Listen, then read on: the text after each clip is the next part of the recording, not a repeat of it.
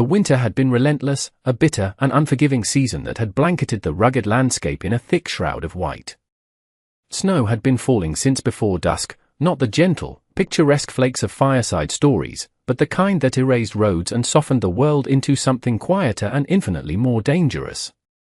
It was a snow that consumed landmarks and swallowed sound, leaving only the howl of the wind and the deep, chilling silence of the Wild West in its wake. And it was in that vast, white silence that Mai Lin, a Chinese woman of 22, stood barefoot at the edge of the trees, her traditional dark-colored cheongsam, a stark contrast to the unending snow, now stiff with frost. A vibrant red scarf was wrapped tightly around her neck, the only splash of color in a monochrome world, a fragile banner against the storm. Her breath came out in fragile, fleeting clouds, each one a testament to the life that still flickered within her. She had been walking for what felt like an eternity, until the line between fear and cold blurred and became the same raw, gnawing ache in the pit of her stomach. The world had become a dizzying expanse of white, and the lights of a lone cabin, initially a beacon of hope, now blurred through the swirling storm like a promise she could not, trust. Hope was a dangerous currency in this land, one she had learned to spend sparingly. But survival was a more immediate need, a primal urge that drove her forward, step by agonizing step, through the deepening snow. When she finally reached the rough-hewn wooden door of the cabin, her hands were shaking so badly she could barely form a fist to knock. The wood was cold and unyielding beneath her frozen knuckles. She whispered words that felt smaller than her shame, a desperate plea swallowed by the wind. "May I sleep in your cabin, sir?" It's freezing outside. She did not know if Mercy lived behind that door, or something far colder, something that would mirror the biting frost that clung to her very bones. The door creaked open, revealing Ronan, a lone rancher of 30, tall and broad-shouldered, his frame filling the doorway. His coat was dusted with a fine layer of snow, evidence of his recent foray into the storm, and his eyes, the color of a winter sky, carried the tired watchfulness of a man who had learned to expect disappointment, and often cruelty, from the world. He took in her appearance slowly, his gaze lingering on the frost-bitten fingers clutching her worn bundle, the way she stood ramrod straight, a pillar of quiet dignity even while trembling violently, a spirit that the relentless pain had not yet managed to break. For a long, silent moment, he said nothing at all, the only sounds the crackling of the fire within the cabin and the mournful howl of the wind behind her, a threat eager to be fulfilled. And then, something in Ronan's chest, a place he thought long frozen over, tightened. He stepped aside without a word and held the door wider, a simple gesture that spoke volumes in the desolate wilderness, knowing that in a place like this, kindness was never without cost. Inside, the cabin smelled of wood smoke, drying herbs, and strong coffee grounds, a scent of life and warmth that was almost overwhelming to Mai Lin's senses. She stood just past the threshold, hesitant, as if afraid the very warmth might accuse her of something, of being a burden, of intruding. Her eyes, dark and expressive, were lowered, her shoulders braced for the refusal she still half expected, even after the heavy door had closed behind her, shutting out the storm. Ronan, a man of few words, set another thick log in the stone fireplace. The flames flared as if startled by the unexpected company, casting dancing shadows that played across the rustic room. He offered her a thick woolen blanket, carefully placing it on a nearby stool rather than directly into her hands, a silent acknowledgement of the invisible distances that were sacred between strangers in this untamed land. She accepted it with a slight bow of her head and sat near the hearth, the rough wool a welcome comfort against her frozen skin. She began to thaw slowly, the feeling returning to her numb fingers and toes in a wave of painful pins and needles. In the flickering firelight, she was acutely aware that this safety was as fragile as a pane of ice, a temporary reprieve in a world that had shown her little kindness. As the snow thickened against the small window panes, piling in ever deeper drifts, both of them, the lone rancher and the freezing stranger, wondered how long this fragile peace, this unspoken truce against the storm, could possibly survive. By morning, the storm had not broken. If anything, it had intensified, sealing the cabin in a world of white. The town, a small, insular community a few miles away, had already noticed Ronan's unexpected guest. In places where gossip was a pastime and judgment a currency, word traveled faster than the most sure-footed of horses. By the time Ronan rode into town for supplies, his horse struggling through the deep snow, the sheriff's eyes were already sharp with a familiar, unwelcome suspicion. Sheriff Thompson, a man whose authority was as rigid as the winter ground, leaned against the weathered post outside the general store, his posture casual but his gaze anything but. He spoke softly, a tone that was always more menacing than a shout, telling Ronan in no uncertain terms that the Chinese woman did not belong, that trouble followed her kind like a shadow, and that the town would be a calmer, more orderly place without her presence. Ronan listened without arguing, his jaw set in a hard line, knowing that in a town like this, silence could be its own form of resistance, yet wondering, with a growing sense of unease, how long that silence would hold against the rising tide of prejudice. My Lin felt the town's cold even from the relative sanctuary of the cabin. It was a palpable thing, a chill that had nothing to do with the winter. When she ventured to the nearby creek to wash, her movements graceful and deliberate, conversations among the few women she encountered would abruptly stop, replaced by hostile stares and whispered comments she could feel like stones against her back. When she passed the small, white-steepled church on the edge of the settlement, eyes followed her from behind curtained windows, each glance a silent accusation. She returned to the cabin each time with her back straight, her head held high, refusing to let them see the tremor in her hands. She would sweep the freshly fallen snow from the cabin steps with a quiet determination, prepare simple, nourishing meals from what little there was, her hands moving with an efficiency that spoke of a life of hardship. She refused to look like someone who needed to beg for the simple right to exist. At night, after the meager supper was cleared away, she would sit by the fire, the flickering light catching the intricate embroidery on her cheongsam, and mend Ronan's worn coat with careful, precise stitches. He would pretend not to watch the way her hands moved with a practiced grace, a stark contrast to his own calloused, work-roughened fingers. They were both acutely aware that the physical closeness within the small cabin was becoming something far more dangerous than the winter storm outside. It was a fragile intimacy, woven from shared silence and unspoken understanding. One evening, after another fierce storm had sealed the world beyond the cabin into a profound and absolute silence, Ronan left a carefully wrapped bundle on the edge of the simple cot that served as My Lin's bed. Inside, she found a thick wool dress, the color of a stormy sea, soft leather gloves, and a warm, hand-knitted scarf. The items still carried the faint, comforting scent of the general store and, more subtly, of him, of his careful, deliberate choosing. He turned away without a word as she unwrapped them, as though he was afraid that gratitude, spoken aloud, might embarrass them both, might shatter the delicate equilibrium they had established. My Lin reached for the soft fabric with trembling fingers, touching the dress as if it might vanish beneath her hands, a dream she was afraid to wake from. A feeling she had no name for, warm and aching, tightened in her chest. Later that evening, she brewed a pot of strong coffee and carried a steaming cup to him where he sat cleaning his rifle, the firelight glinting off the polished steel. She offered it with a shy, luminous smile that warmed him more deeply than the crackling fire ever could. It was a smile that reached her eyes, crinkling their corners and momentarily erasing the weariness that so often shadowed her features. For the first time, they sat together on the hearth, their knees nearly brushing, sharing the quiet in a way that felt intimate rather than empty. It was a silence that invited wonder instead of fear, a comfortable companionship that neither had expected to find. Outside, the snow piled higher and higher, slowly and relentlessly erasing the world they had known, and within the small, warm cabin, a new one was beginning to form. It was on one of those long, endless nights, with the wind howling a lonely song outside, that Ronan, with an almost boyish uncertainty that seemed at odds with his rugged exterior, cleared a small space on the rough-planked floor near the table and asked, his voice low and hesitant, if she would dance.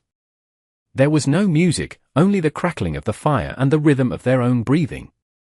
His heavy boots were clumsy against the floor, his steps unsure, a stark contrast to the confident way he moved through the world outside. My Lin laughed softly, a sound that was surprised and achingly beautiful, as if joy itself had forgotten her for a long, sorrowful moment, and then, suddenly, had remembered. She moved lightly, gracefully, despite the invisible weight of her past. And when he spun her a little too fast and they nearly stumbled, he caught her at the waist, his touch both instinctive and careful, his large hands gentle against the fabric of her dress. Time seemed to still as they stood there, close enough to feel the warmth of each other's breath, his heart racing with a feeling he couldn't name, her gaze lifting to meet his, a silent question in their dark depths. Though they stepped apart a moment later, the space between them charged with an unspoken emotion. Both knew that something tender and irrevocable had been spoken without a single word. The town's fragile patience, already worn thin by suspicion and prejudice, finally snapped the day a theft was discovered. A set of valuable tools, essential for survival in the harsh winter, had gone missing from a neighbor's shed, and suspicion, like a hungry wolf, leaped eagerly to my Lynn, as if it had been waiting for just such an opportunity.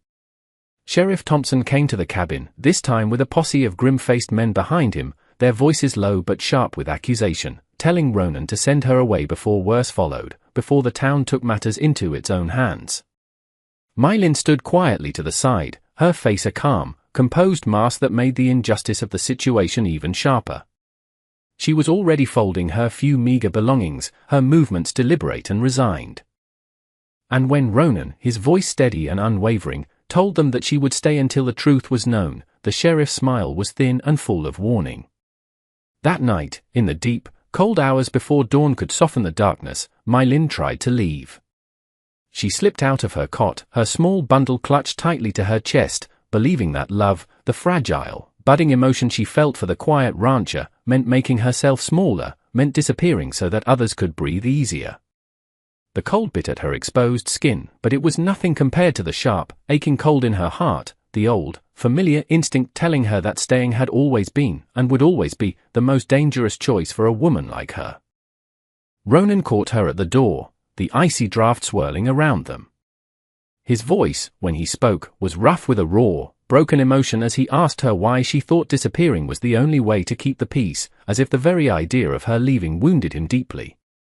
She answered without tears, for she had learned long ago how to survive without them, telling him, her voice soft but firm, that the world had shown her, time and time again, what happened to women like her when they lingered where they were not wanted. The simple, unadorned truth in her words settled heavy and sharp between them, more cutting than any accusation. Ronan felt something inside him, a wall he had carefully constructed around his heart, crack open. He took her hands then, his touch surprisingly gentle, as though he were afraid she might vanish into the swirling snow if he held on too tightly.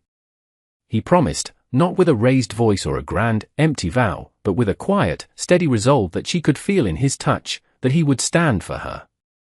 He would uncover the truth, he told her, even if it cost him the town's respect, even if it cost him everything he had built for himself in this lonely corner of the world.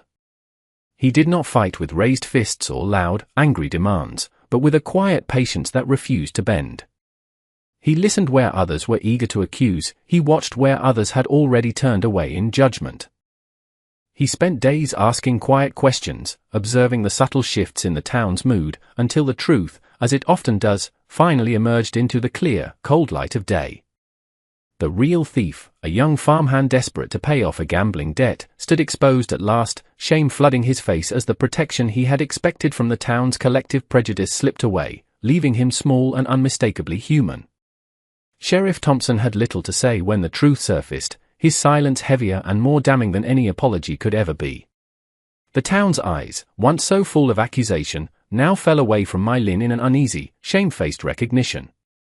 They were unsure how to face this woman who had carried the weight of their cruelty with such quiet dignity, and still stood whole. As My Lynn and Ronan walked back to the cabin together through the gently falling snow, their steps slow and close, she felt something deep within her, a knot of fear and sorrow she had carried for so long, finally begin to loosen. It was not a feeling of triumph, nor the sharp, fleeting satisfaction of being proven right. It was something far more precious, the quiet, profound reclaiming of a dignity she had once believed the world had the power to steal from her. The snow brushed her shoulders gently, and for the first time, it did not feel like a burden, but like a soft, silent witness to her resilience. Love followed quietly, inevitably, after that. It slipped into their days the way fresh snow settles over a familiar landscape, soft and transformative, changing everything without ever asking to be noticed. It was in the way he started leaving a cup of hot tea by her bedside each morning, in the way she would hum a soft, unfamiliar melody as she cooked, a tune from a life he knew nothing about but longed to understand. One evening by the fire, as the flames whispered and the shadows danced along the rough-hewn walls of the cabin, Ronan finally spoke the words that had been growing in his heart.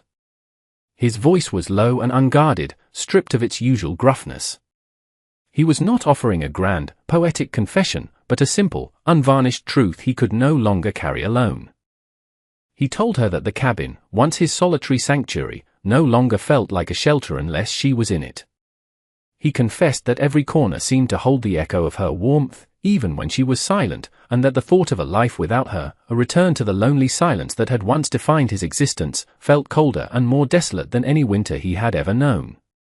My Lin did not answer with words. She leaned into him instead, a silent, eloquent response, resting her head against his broad shoulder, her fingers finding his as if they had always belonged there. And in that gentle, unspoken closeness, he felt a sense of being seen, of being understood, in a way that stole his breath and settled a profound peace in his soul. Outside, the storm finally began to ease, the wind quieting its mournful howl as the snow fell more softly, as though the world itself had paused to listen to a love that was finally brave enough to stay. Their wedding came in the heart of that same winter, a simple and quiet ceremony held beneath a pale, hushed sky, as fat, fluffy snowflakes drifted down like tender blessings meant only for them. My Lin wore the modest wool dress Ronan had bought for her, its dark blue fabric moving softly with the gentle wind. Her long, dark hair was braided with loving care, each intricate strand a quiet testament to the long and arduous road she had walked to stand there, whole and beloved. Ronan stood beside her, his usually steady hands trembling slightly as he removed his worn hat, his eyes never leaving her face, as though the vast, snow-covered world had narrowed to this single, fragile, perfect moment. They spoke their vows not with words of grandeur or flowery prose, but of simple, heartfelt devotion. They promised to be a shelter for each other when the storms of life returned, to choose one another, again and again, when the world turned cruel or cold. They vowed to walk forward hand in hand, even when the path ahead disappeared beneath the snow. When they kissed, it was slow and reverent, a kiss filled with the unspoken knowledge of all they had endured together, and all they still promised to protect. It was the kind of kiss shared only by two souls who had already survived the worst and knew, with an unshakable certainty, that they always would. Married life unfolded not in grand gestures, but in 1,000 small, radiant moments that felt almost sacred in their simplicity. There were quiet mornings where they shared coffee from the same warm cup, their hands brushing, as the pale winter light slipped through the frosted window pines. Ronan would often reach out and touch her fingers with his own, as if to reassure himself that she was real, that the day would not steal her away. The evenings found them cooking side by side in the small, warm kitchen, her laughter, soft and bright, ringing through the cabin when a dusting of flour landed on his coat. He would pull her close then, burying his face in her hair, just to breathe her in, as though joy itself was a fleeting thing that might fade if he did not hold it tight.